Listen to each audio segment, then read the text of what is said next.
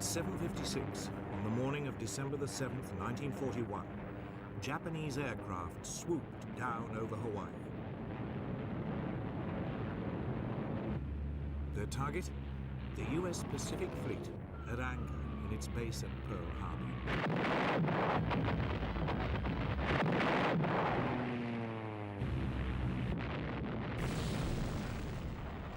Five US ships were hit immediately.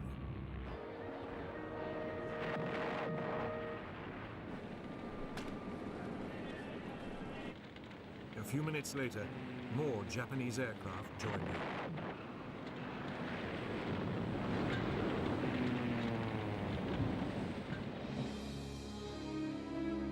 By 8:35, 2 US battleships were sinking, 2 had capsized, and 2 were badly damaged.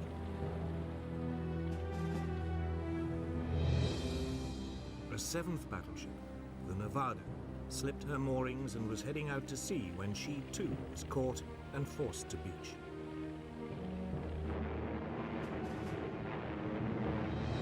Simultaneously, Japanese Zero fighters strafed US aircraft lined up on the island's airstrips.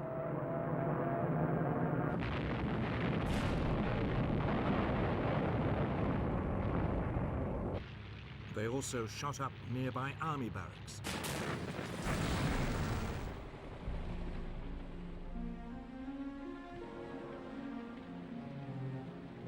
By the end of the attack, dozens of US warships had been sunk or damaged.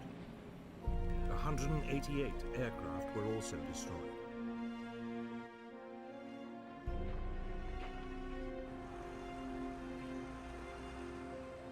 The next day, US President Franklin Roosevelt declared war on Japan. Since the unprovoked and dastardly attack by Japan on Sunday, December 7th, 1941, a state of war has existed between the United States and the Japanese Empire.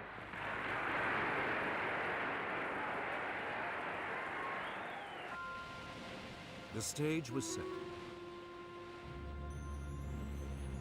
Could Japan knock out the United States with a swift blow before the huge might of America ground it down? It would become one of the great conflicts of World War II.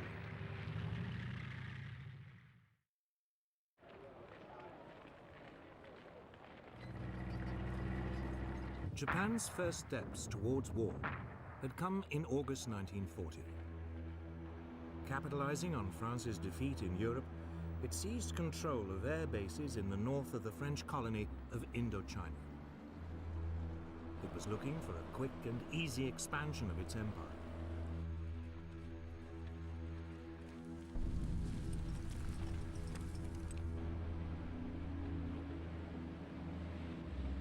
A year later, it issued an ultimatum demanding the use of all French air bases throughout Indochina. When the French hesitated, the Japanese invaded and seized control of the entire colony.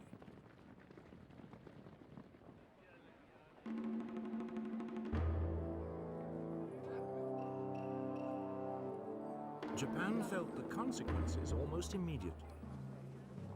The United States froze its overseas financial assets, effectively robbing the country of its ability to buy oil. Japan faced a choice: climb down and lose face, or seize more territory and up the stakes.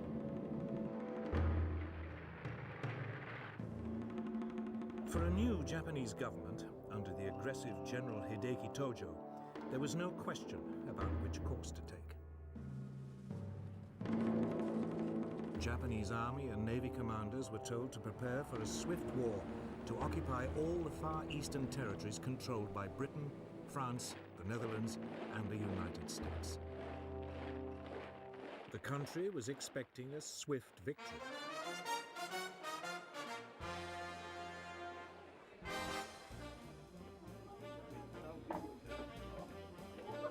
Japan saw the Americans, in particular, as a nation of pleasure lovers with no stomach for a lengthy war and heavy casualties. The Japanese military calculated that if they could destroy the US Pacific Fleet, the US would quickly sue for peace.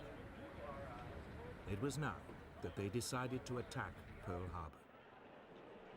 Admiral Isoroku Yamamoto, commander of the Japanese Combined Fleet, was put in charge.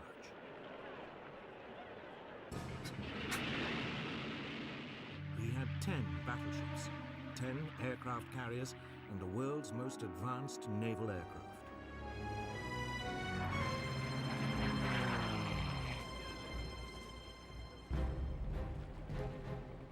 Against him, the US Pacific Fleet had 8 World War I vintage battleships and 2 carriers.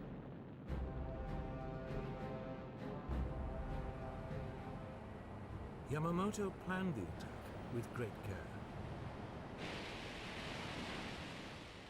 He would hit the US fleet in Pearl Harbor on a Sunday, since, according to intelligence reports, it usually spent the weekends in port.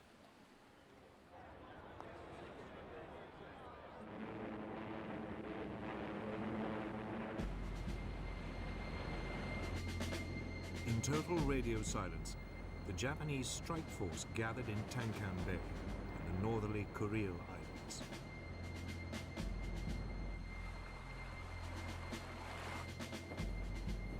The fleet set sail on November the 26th, 1941.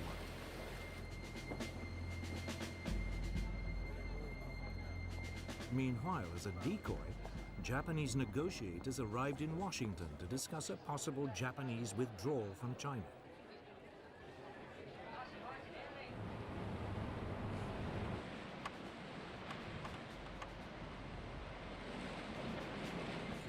The Japanese fleet refueled after several days at sea.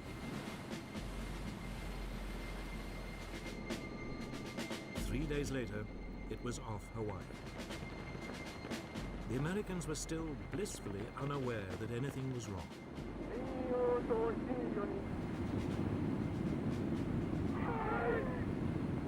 At 6 a.m. on December the 7th, after a final briefing, the first wave of Japanese aircraft took off.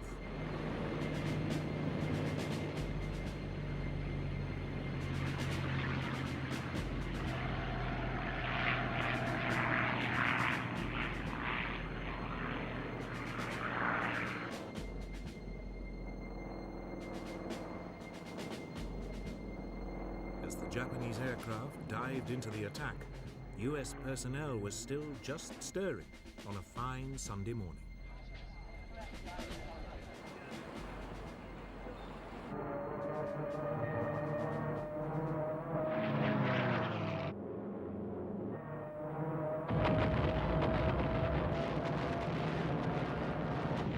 It was all over in less than 2¼ hours. Yamamoto's plan had worked like a dream. Or had it? There was only one problem. The US fleet's 2 aircraft carriers had not been in Pearl Harbor at the time and had escaped the attack.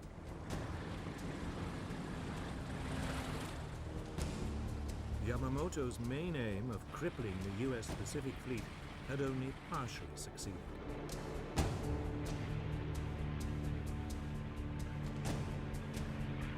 US naval air power in the region was still intact. But in the United States, there was shock and disbelief.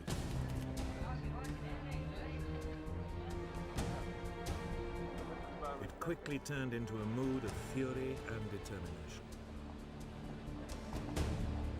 Angry mobs attacked the Japanese embassy. Japan had disturbed the sleeping giant. The US Secretary of the Navy, Frank Knox, spoke for many. The Japs started this war. We are going to finish it.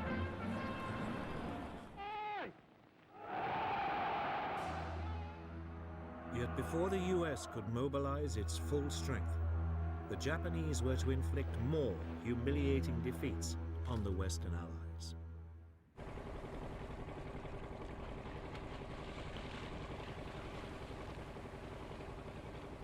In December 1941, as America was licking its wounds after Pearl Harbor, Japan launched a series of attacks on Western colonies in Southeast Asia.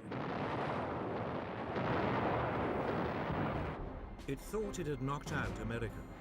Now it moved against Britain and its colonies.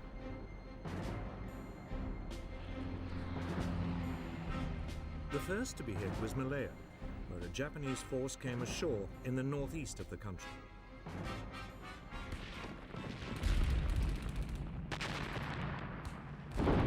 The plan was that it should make its way south down the east coast.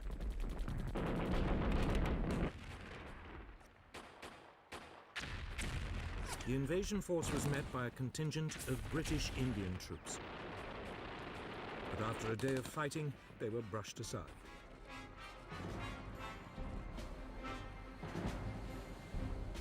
Meanwhile, further north in Thailand, a second Japanese landing was unopposed. 30,000 Japanese troops were soon making their way down the western coast of Malaya.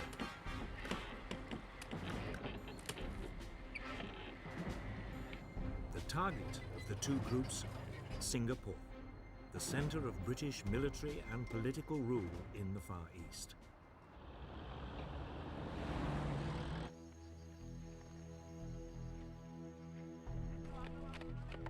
Britain had turned the island into what it believed was an impregnable fortress.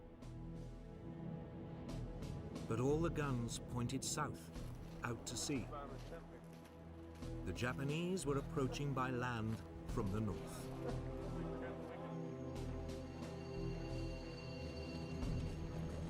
Yet British military commanders remained remarkably untroubled.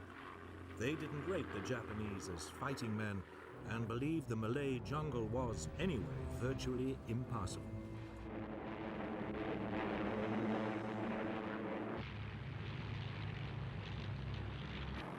But the Japanese had other ideas. To soften up Singapore, they attacked the city from the air.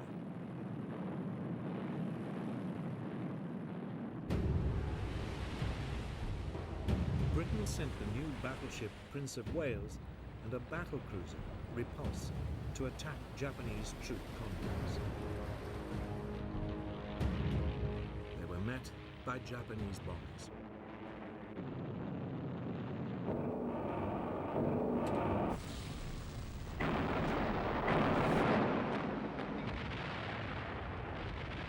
Both warships were sunk in less than 2 hours.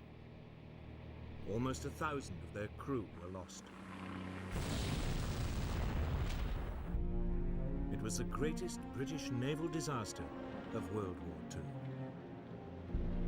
II. In an era of aircraft and aircraft carriers, it was now clear the battleship, for years the mainstay of the British Navy, had had its day.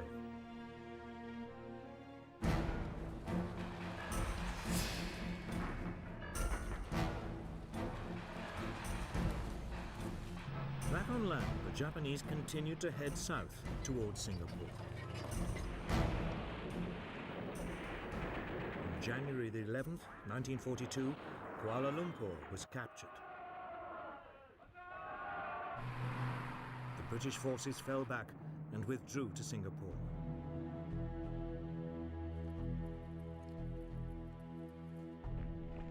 There were now about 100,000 British soldiers to defend it. They faced a force of only 30,000 Japanese.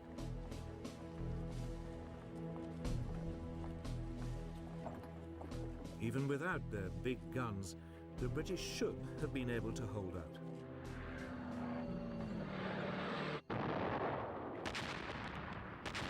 The Japanese launched an assault in early February. It was supported by more airstrikes.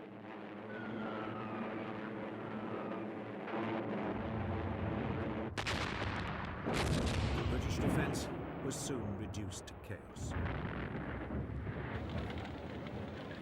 Civilian casualties began to escalate.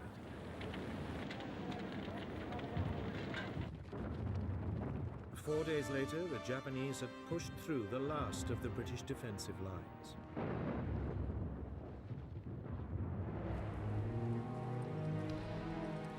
commander, General Arthur Percival, surrendered with over 90,000 men.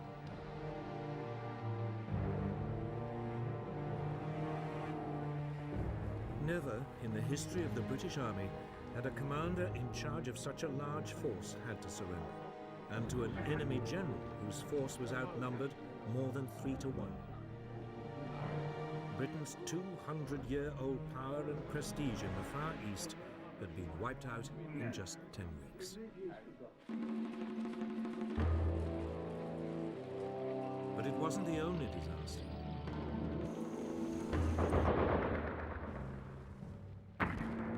Elsewhere in Southeast Asia, the Japanese forces were equally triumphant.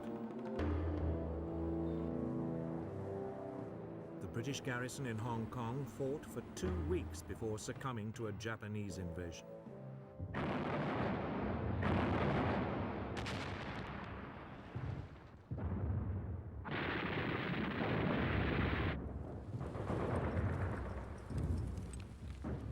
In the Philippines, America fared no better.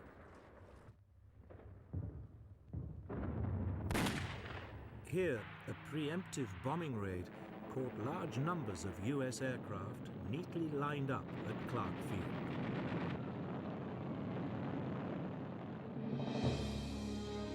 Most were destroyed.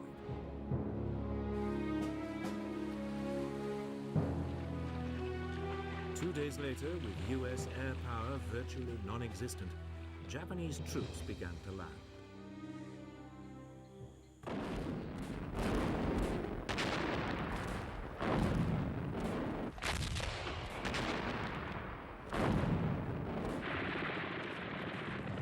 The local Philippine troops melted away.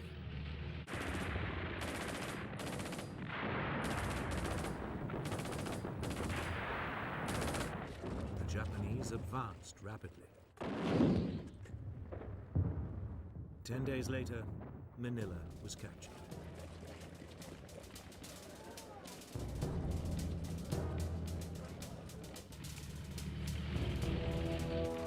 The US soldiers were forced to withdraw to the Bataan Peninsula. Here they hoped to hold out until a relief force could be sent. It never came.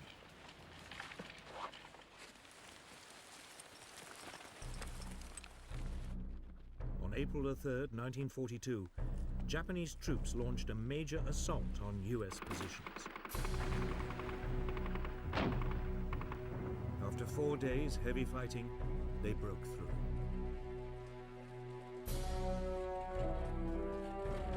The Americans surrendered 2 days later.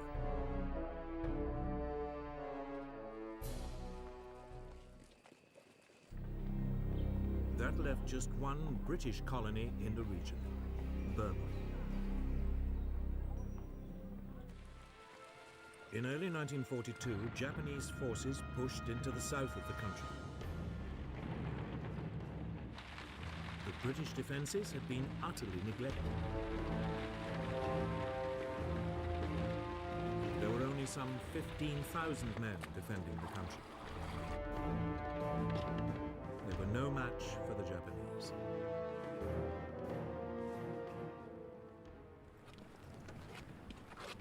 The Allied troops mounted a brief but doomed resistance.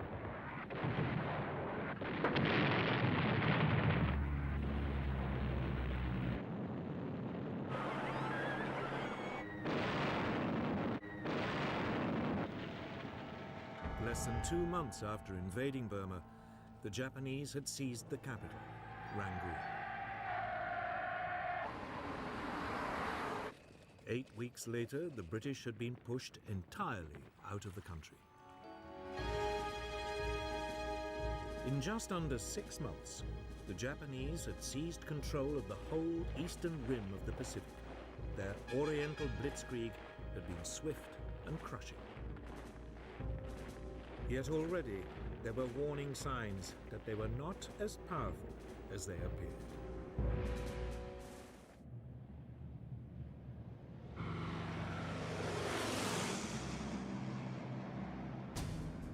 On April 18, 1942, 4 months after Pearl Harbor, America struck back at the Japanese.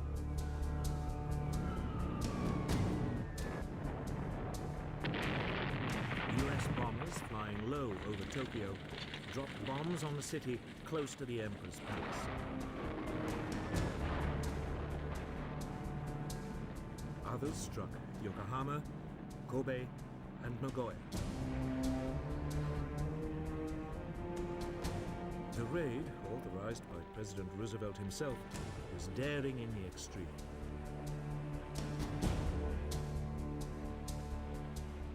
The B-25 Mitchell bombers have not been designed to be launched from aircraft carriers.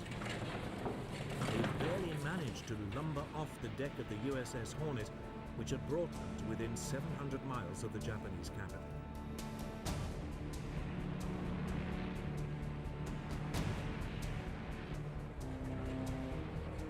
That didn't diminish their effectiveness in the air.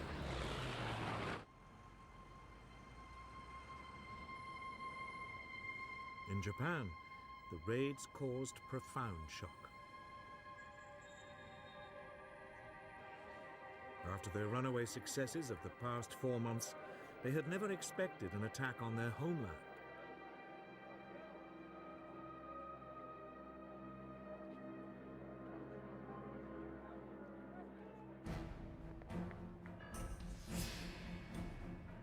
Japan's military planners now decided to extend the country's defenses. If they could seize additional strategic outposts in the Pacific, they could attack and destroy Allied forces before they even came close to the homeland.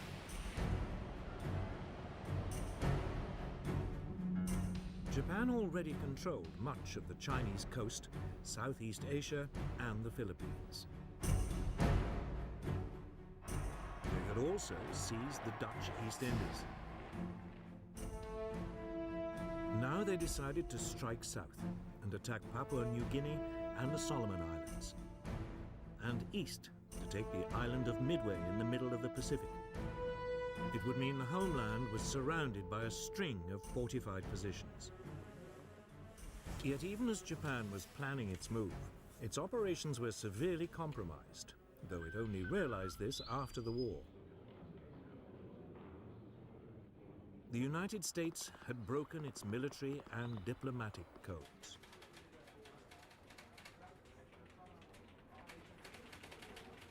By spring 1942, the US Navy's code-breaking team in Hawaii was reading enough messages to give it a remarkably accurate insight into Japan's intentions. So it was that the US Commander-in-Chief in the region, Admiral Chester Nimitz, learnt the details and timing of Japan's planned invasions of the Solomon Islands and Papua New Guinea. If successful, they would cut off Australia from her allies. A Japanese bombing raid on Darwin had already caused widespread fear of an invasion.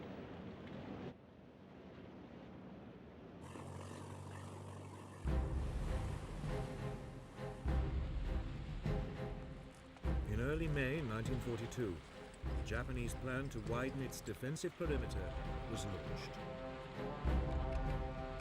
They seized the Solomon Islands.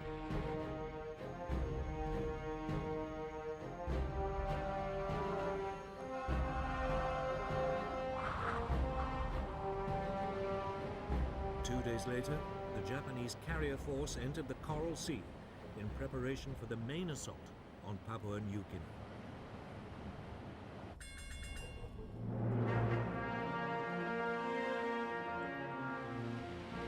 But this time, the Americans had anticipated them. Admiral Nimitz had ordered 2 US aircraft carriers and a number of smaller warships into the area.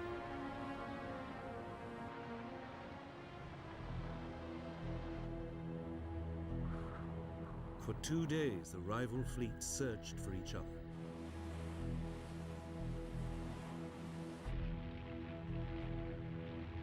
Then, on May the 7th, US aircraft located and sank the Japanese carrier Shoho.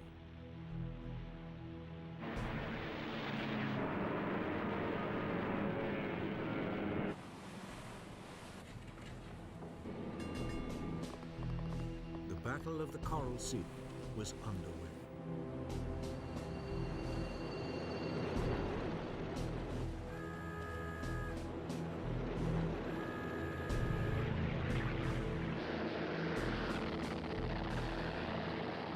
Early the following day, the Japanese responded, unleashing a hail of torpedoes and bombs.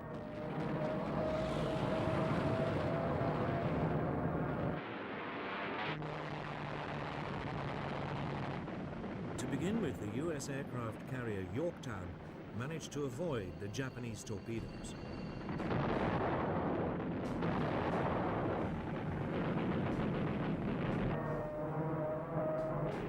But then she took a bomb which penetrated 4 decks before exploding.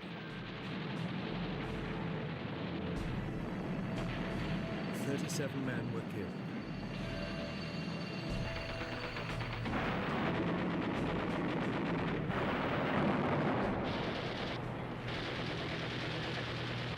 The larger and less maneuverable carrier Lexington was also hit by several bombs as well as 2 torpedoes.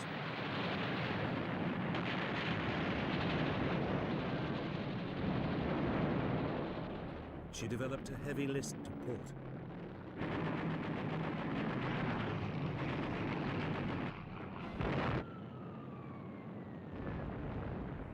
The Americans returned fire, attacking the Japanese carrier Shokaku.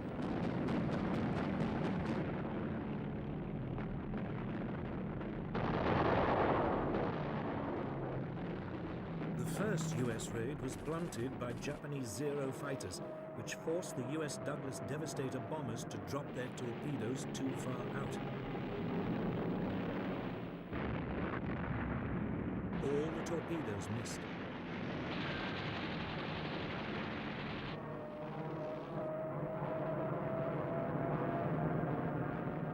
But a second wave of U.S. dive bombers struck home.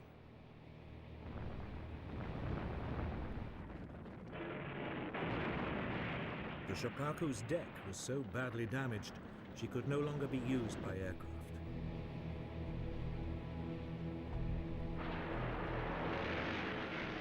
After 2 days of fighting, the two forces finally disengaged. That evening, the Lexington, still afloat, suddenly erupted in a huge explosion.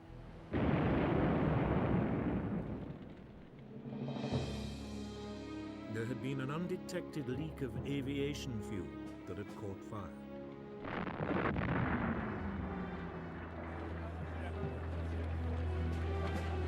Amazingly, all but 215 of the nearly 3,000 men on board were rescued.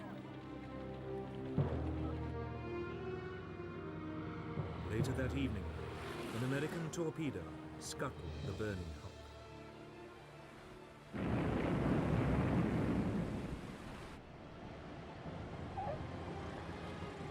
The Battle of the Coral Sea was, on paper, a draw. Each side had lost one carrier and had another severely damaged. Strategically, however, it was a major U.S. success.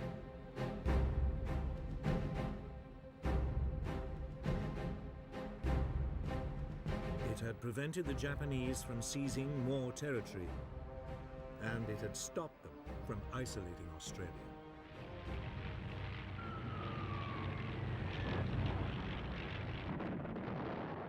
The Battle of the Coral Sea marked a new era in naval tactics. It was the first major sea battle in which the opposing ships were completely out of visual contact.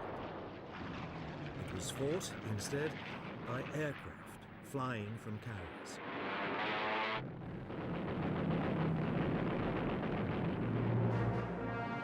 It would soon become clear which side had adapted to the new form of naval conflict more successfully.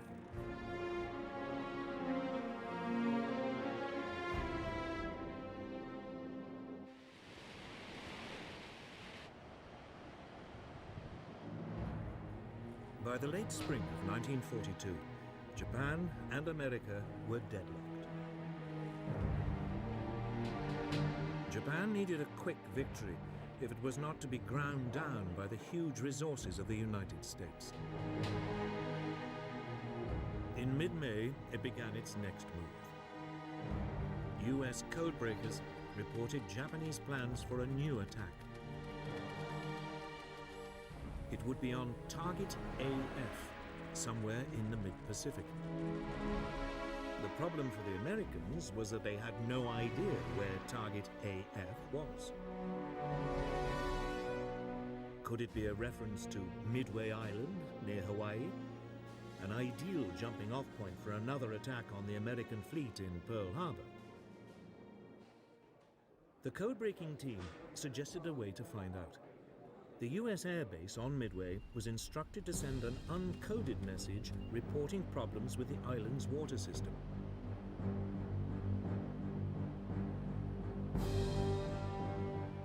Almost immediately, the code breakers intercepted a Japanese signal that Target AF was having water supply problems.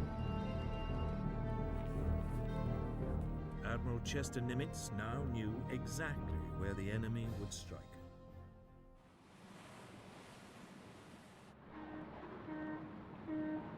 The Japanese plan was typically complex. A diversionary attack on the Aleutian Islands in the North Pacific would draw away part of the US fleet, while Midway was seized by an occupation force. The Americans would be obliged to hurriedly commit their carrier force to retaking the island. There they would be annihilated by a huge Japanese naval presence, including 4 large aircraft carriers. It was the second Japanese attempt to wipe out the US Navy in the Pacific within a year.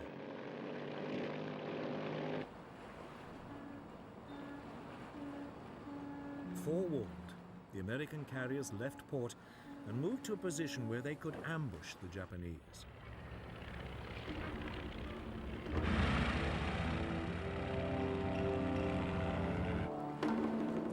On June 3rd, 1942, Japanese forces launched the expected attack on the Aleutian Islands.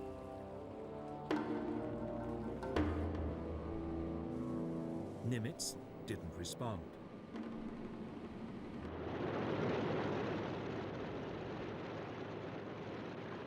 Then, early the next morning, the main Japanese carrier force launched a first airstrike on Midway Island to soften up its defenses.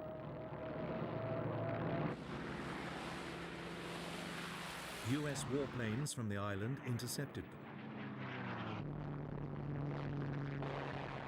Most were outdated Brewster Buffaloes and were easily shot down by the more agile Japanese Zero fighters.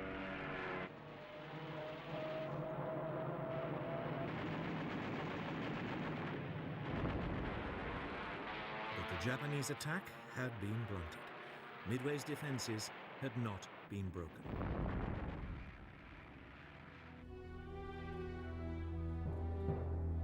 The Japanese commander, Admiral Chuiki Nagumo, faced a difficult decision. He'd kept some of his aircraft in reserve, loaded with munitions designed specifically for attacking ships, just in case the US fleet was spotted. Should he now order this reserve to be stripped of its torpedoes and armor-piercing bombs and reloaded with high-explosive and fragmentation bombs for a second strike on Midway? It would leave him ill-equipped to take on the US Navy, but he calculated it was a risk worth taking. Then, just as the reloading was underway, he received unwelcome news. The US naval force had been spotted. Was this the US carrier force, or a smaller, less significant fleet of ships? Nagumo was in a dilemma. Should he continue with the second strike on Midway, or should he once again re-equip his bombers to take on the US vessels?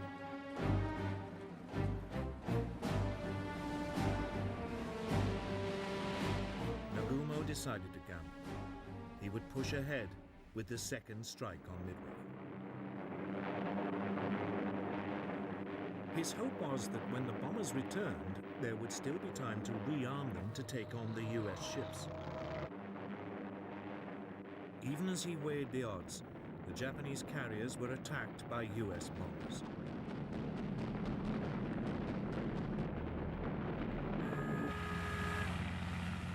Every available Japanese Zero fighter was scrambled before the US bombers were repelled.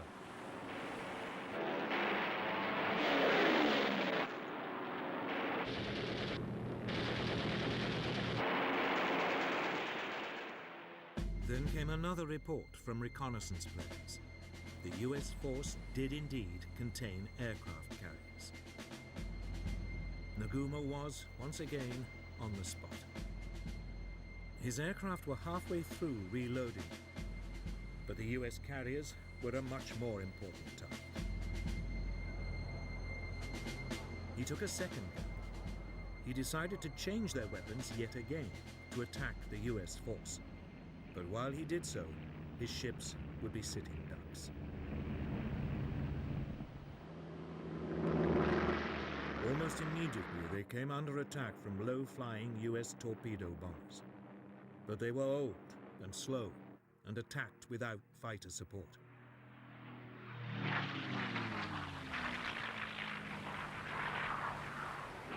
As they approached the Japanese fleet, they were rapidly shot down.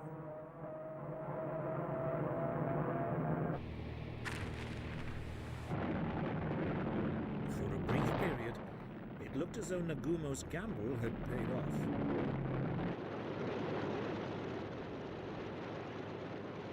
Then, just as his bombers had been reloaded and were ready to take on the US carriers, disaster struck. US dive bombers, approaching unseen at high altitude, hurtled down on the ships. The Japanese were caught completely by surprise. Nagumo had gambled once too often and was now at the mercy of American aircraft. Within 5 minutes, the US dive bombers had reduced 3 of Japan's largest aircraft carriers to flaming wrecks. All would later sink.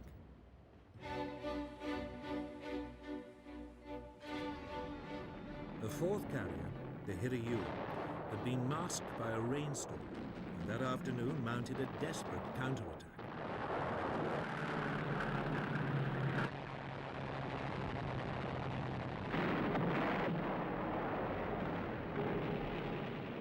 The US carrier Yorktown was severely damaged.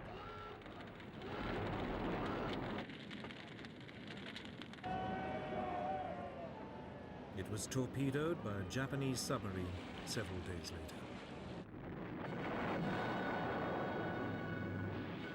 But the Japanese fight back was short-lived. Late in the afternoon that day, the Hiryu was also hit and turned into a blazing pile. In a matter of hours, Japan's mastery of the sea had been destroyed. The attack on Midway Island had achieved nothing. But it had cost Japan its finest carriers and 332 aircraft. Well over 2,000 sailors had also died.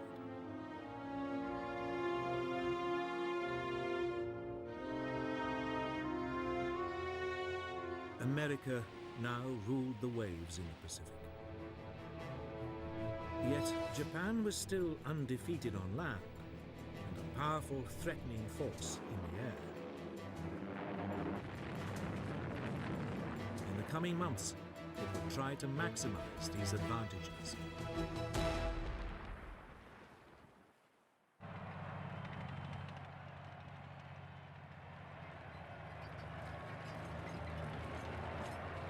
By summer 1942, Japanese plans to build a defensive ring of occupied territories around their homeland had still not been completed. Heavy losses at sea had frustrated their attempts to grab Papua New Guinea and islands in the Central Pacific. Japanese planners now came up with a new plan. If they couldn't do it by sea, they'd do it by land. On July the 21st, a division-sized force of experienced jungle troops landed on the northern coast of Papua New Guinea. They immediately struck west to capture Port Moresby, the capital.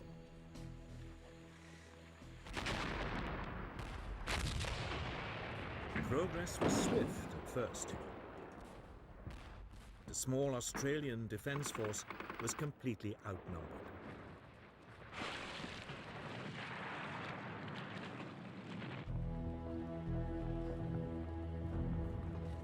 Within weeks, the Japanese had captured the main pass over the Owen Stanley Mountains.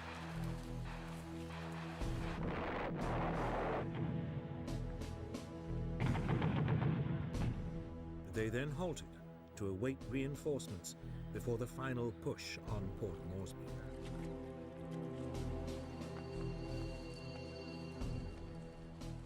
The Australians also mustered new forces.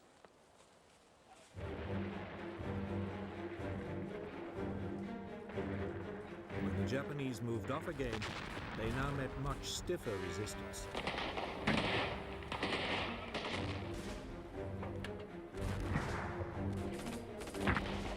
For the first time, Japanese troops were up against men who matched them for training, experience, and morale. The Australians stood their ground, and the Japanese were temporarily brought to a standstill.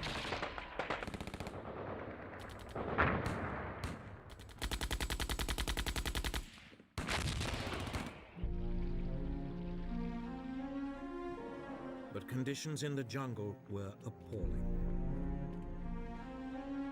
There was constant tropical rain. Malaria was rife. The Australians were eventually again forced to retreat.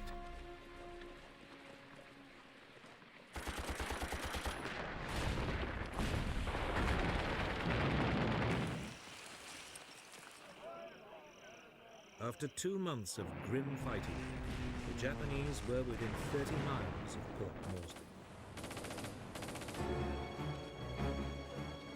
Then, finally, US reinforcements arrived.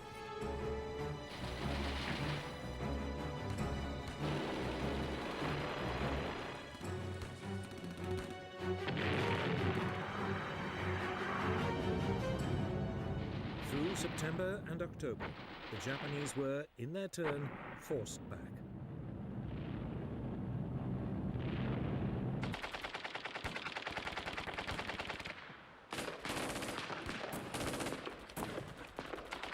The Japanese made an heroic but suicidal stand.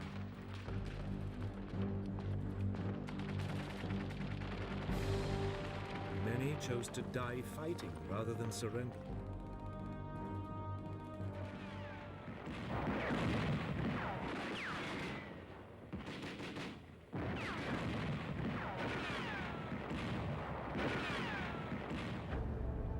It took the Allies another 2 months before the Japanese were finally overwhelmed.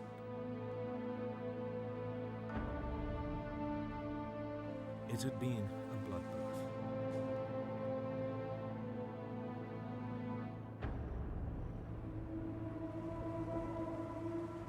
"15,000 Japanese troops had embarked on the operation. Only 3,000 got away.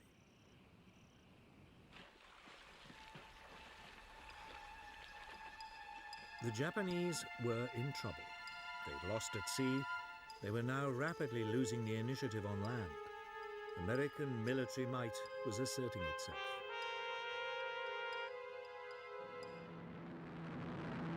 There was only one alternative left: air power.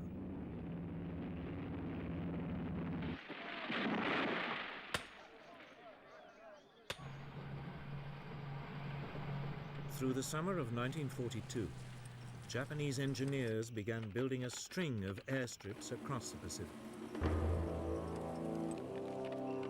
One was on the island of Guadalcanal in the southern Solomon Islands. It was particularly well situated to threaten US convoys heading for Australia. It would become the focus of an epic battle.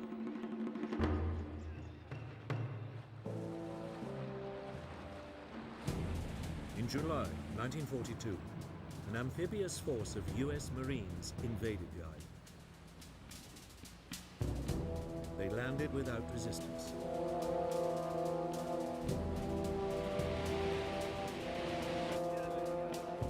The plan was to capture the half-built airstrip, complete it, and then turn it into a US base. But the Japanese were not ready to give up. That night, they sent in a naval force to land reinforcements and to attack the fleet of US ships supporting the Marines.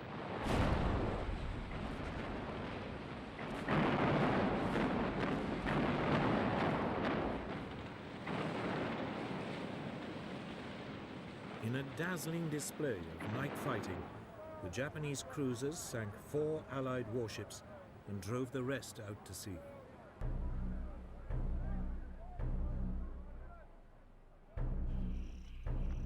The Marines were now marooned, without supplies and without much of their equipment. They dug in around the airstrip. Despite constant bombardment, using construction machinery left behind by the Japanese, they pushed ahead with the completion of the airfield.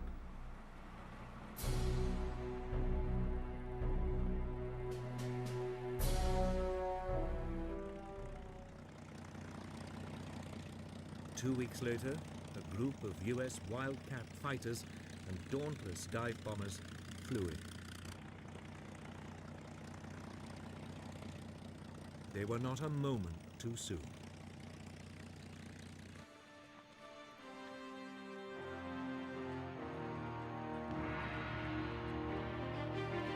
The next day, newly arrived Japanese troops launched a series of suicidal attacks on the airstrip.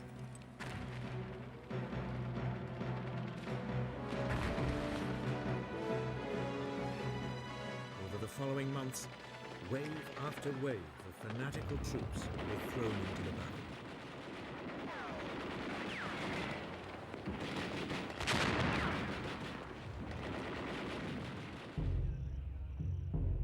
By the winter of 1942, the two sides had fought themselves to a standstill, both now dug in to defensive positions.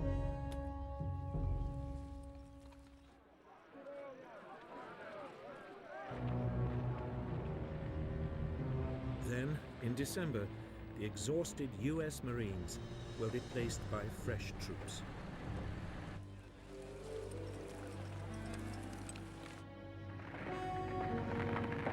US soldiers now began a new push on the increasingly isolated pockets of Japanese resistance.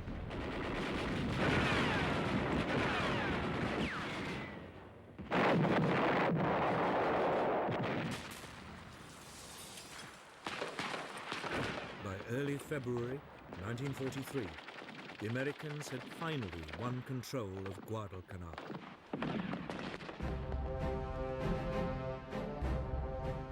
They had now beaten the Japanese at sea and on land. They had even denied them access to the air. The Oriental Blitzkrieg had failed. The Japanese Empire now faced a foe that was still growing in strength at a rate it could never hope to match. It was the beginning of a fundamental shift in the course of the war.